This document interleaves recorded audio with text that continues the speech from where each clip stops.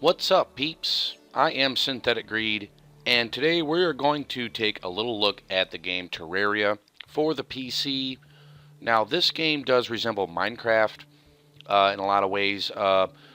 Probably, for the most part, that the world is made up of blocks, tiles, whatever you want to call them, and there are some decorating or custom making like your own house or whatnot.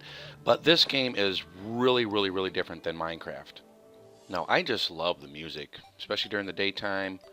Uh, just kind of roaming around. See, I'm just going to dance. I just love how the way this music sounds. I really do. Okay, before we get started here adventuring, I want to show you guys some of the inventory that you guys can get. Okay, Murderous Book of Skulls. That is my primary ass kicker. Got that off a boss drop.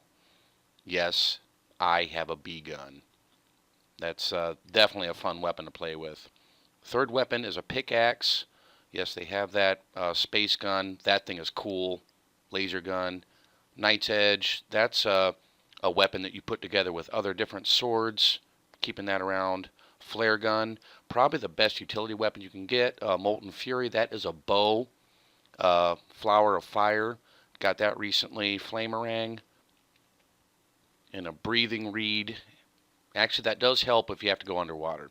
Ivy Whip. Now, that thing is actually really cool. You can actually take and flip vines out and climb. And actually, that's kind of what I'm doing when I'm not zoomed in. But I'm sure you guys might see me do that later on in the video. Not sure. But yeah, going back to that bow and that boomerang. I was able to get some elements from Hell, the Hell biome, and that's how I made those. Because right now I am not in hard mode. Okay, Magic Mirror, that teleports you back to spawn. And now I have these different types of arrows for the bow. Jester's Arrow probably being the best right now, Unholy Arrow. And you can craft most of these. Some of those you can find off of drops. Okay, so without further ado, let's go ahead and start playing this game. Okay, now you notice the way that I'm jumping. I have two items. One that lets me double jump, and the other one that lets me kind of fly, kind of like rocket boots. See, there you saw them right there. And now with the one set of boots that I have, the ones right here that let me walk on water. Now I was able to throw in some items with the tinker ability, and I was able to make boots that actually let me walk on lava as well. And I also have 7 seconds of lava immunity. Alright, here's a bee gun at work. Yeah, this thing is just fun. Doesn't use a whole lot of mana. It doesn't do a whole lot of damage either. And as you can see, my mana there on the right is pretty depleted. But a lot of times the enemies, when you kill them with a magical weapon, they will sometimes drop items that give you, see that blue 100 that came up over my head, that gives me 100 mana back. So if you're in an area where you can really take down enemies rather quickly and pick those up, they can keep you in the fight for a rather long time actually. Alright, I was lucky enough when I did start this world. I did start it a few minutes before I actually decided to record it on my new Elgato capture card. And purpose of this video, I wanted to try to find another queen bee down underneath a jungle biome, or might even get lucky enough to actually find a way down into the hell biome again, look for shadow chests. So here I'm going to show you the flare gun and its usefulness. Now, if I am correct on this, the flares never really disappear. If they do, it takes a long time for them. Now, normally when I go out, I go out with a full stack of flares, which a full stack is 999. And, excuse me. The flare can actually do a little bit of damage if you hit something with it, and it might even light them on fire. But to me, that's really not the important thing. It's the fact that I can, shoot it into areas ahead of me and light them up.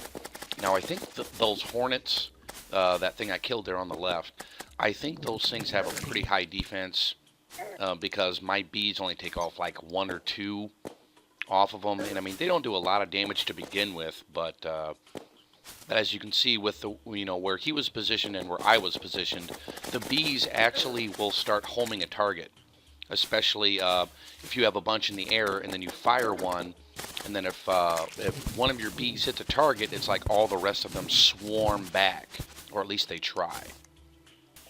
Now, something that you have to do, you have to keep your eyes open for chests. Now, in this case, I did find a golden chest, and I did have some sort of a band of regeneration. I don't need that. I've got like 3 or 4 of them, if that, and they have torches, potions, in this case some arrows, and I was a derp at the moment and didn't figure out I already had a full stack of the one I was trying to get, so it didn't matter. And there's also some other chests you'll see off, maybe it's not this screen, but I was able to find another chest, and the chest in these jungle biomes, I think they're called vine chests, maybe? Living chest, I don't know, but your chests that are above your normal, average, everyday wooden chests, they actually kind of glow most of the time or emit some sort of a sparkle, so they're a little bit easier to find. Now you see on the right side of the screen, you see those glowing spores. There's 2 of them. They kind of have a little bit of an effect like that, not quite as much.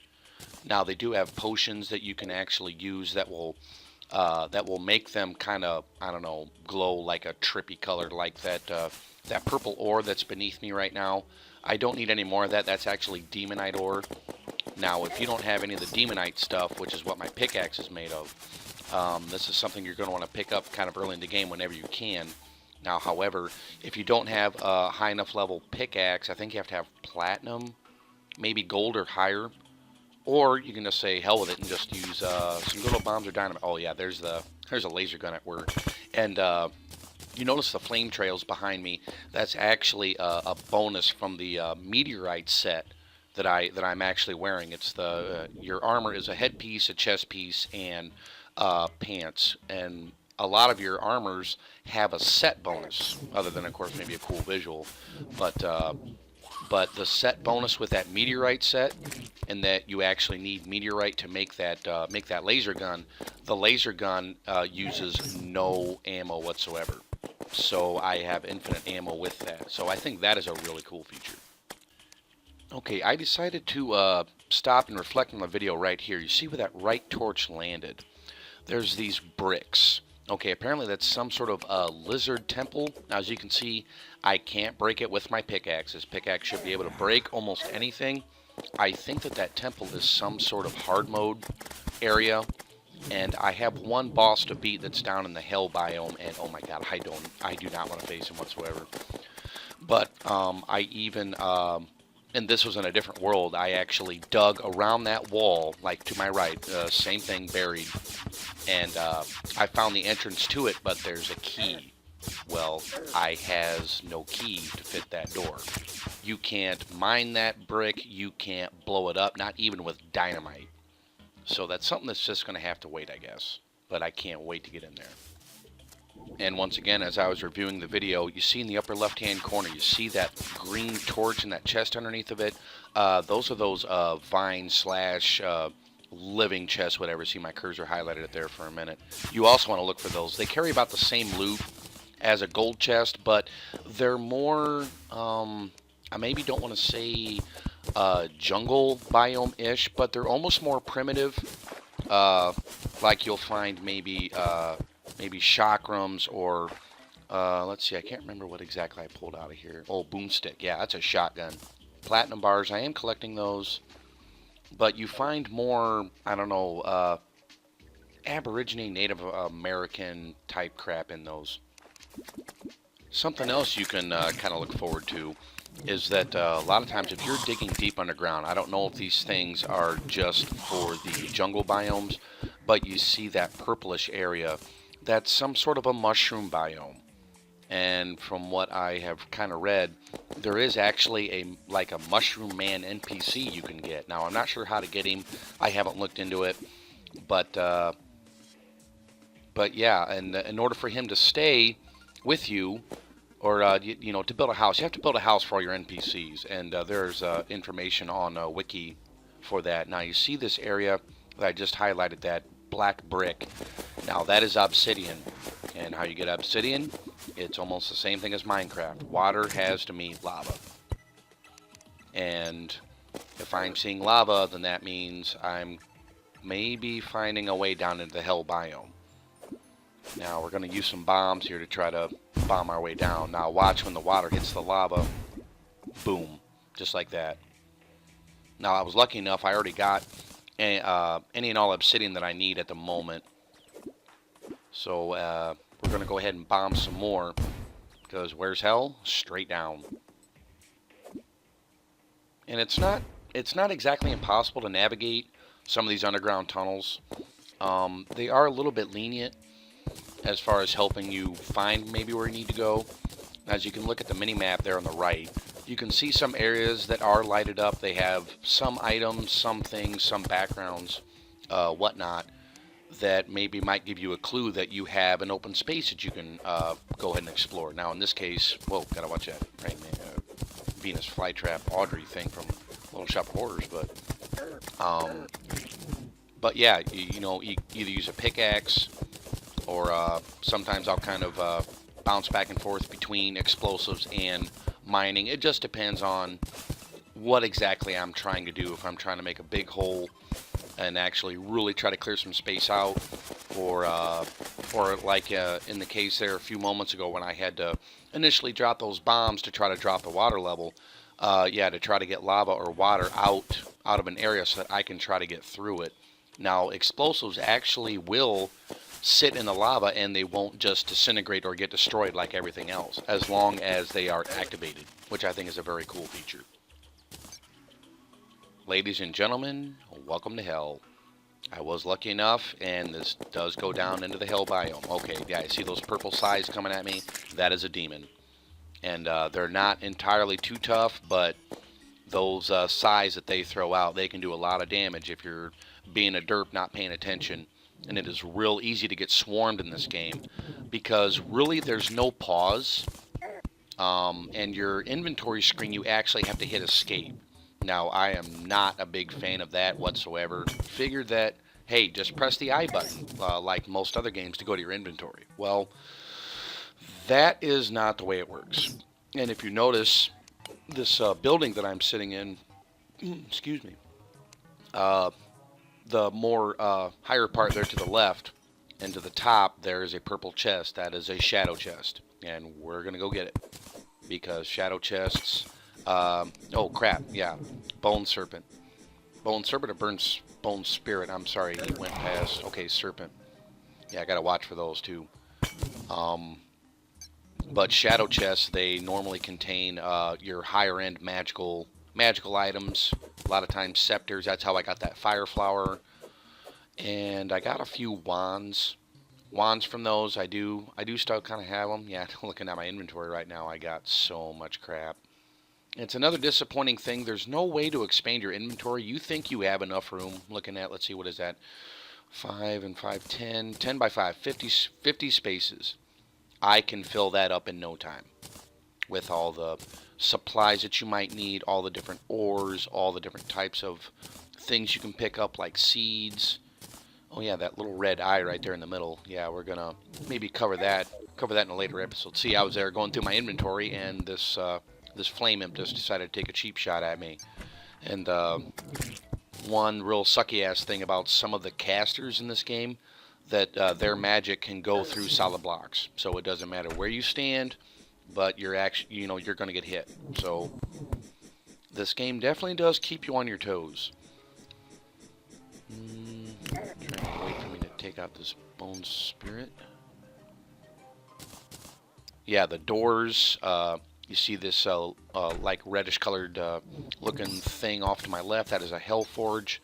That's actually what you need to take hellstone ore and actually turn it into bars. And that's how I was able to make the bow, that flamerang, and that's also how I got to make a sword that made that knight's edge that I have. It actually takes 4 swords, and you craft one of them.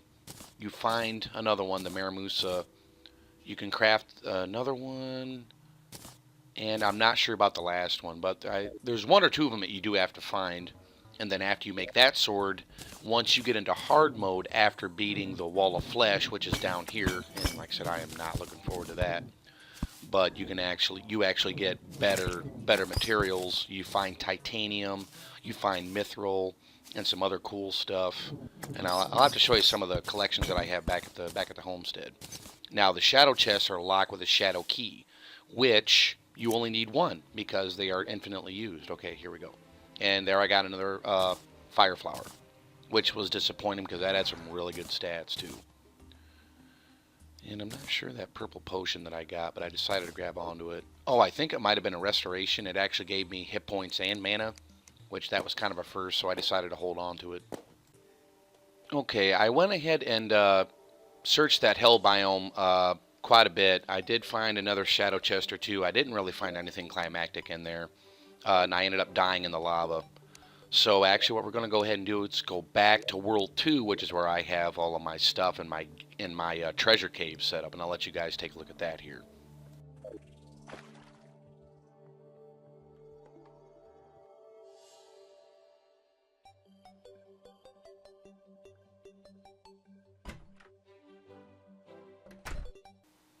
Alright, so we made it back to the treasure cave. I'll try to give you guys a little brief introduction on where everything is.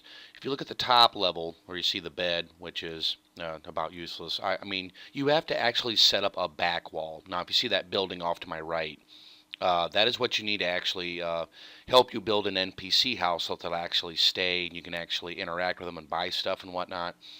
And next to that, I have my sawmill and a chest that I have some crafting materials. I have an anvil, and that is a type of workbench next to that. And then what looks like a forge. Yes, it is a forge. That's how I melt down the metals that I get into bars, and then I store those in the chest off to the far left.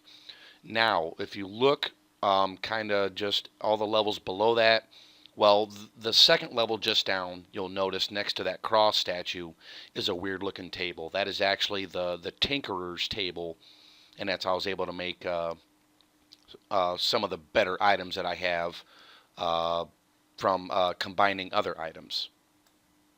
And the level beneath that, you'll notice I have all these like suits of armor. Now, it is kind of a cool thing you can do in this game is that you can actually make a mannequin, and then you can actually set up, I mean, have it wear some of the items that maybe you don't use or you're just trying to show off or whatever. And I think that's really cool. I really want to see how many different armor sets I can get. They got some really nice endgame stuff I was looking at. And you'll see the upside down skeleton there, kind of the third, fourth armor mannequin from the right. If you look up, he's kind of hanging there. I just recently got him. I thought he was cool. You'll see some things hanging from the ceiling. Those are actually banners. Some you can get out of a dungeon. You just loot them like you would a block or anything like that. Some of them are actually drops. You can only get them from drops. So I held on to some of them and decided to hang them up. I set up the chandeliers. They had a lot better lighting. And some of the pictures, I got all those from dungeons. Those are kind of hard to find. And underneath the armor mannequins, you'll see I have a wide array of chests. Now I stopped collecting those because it's just getting a little bit tedious, and I'm not even using half of them, probably only a quarter of them. But the statues, found those, decided to bring those back. I'm kind of not caring for the grass look a whole lot. I might redesign some of this treasure cave, but I'm kind of more concentrated on actually making progress through the game. But on that note, I hope you guys like this little introduction to my Terraria, and I will be having some boss fights later on, hopefully later in the week. So stay tuned, thanks for watching, and until next time.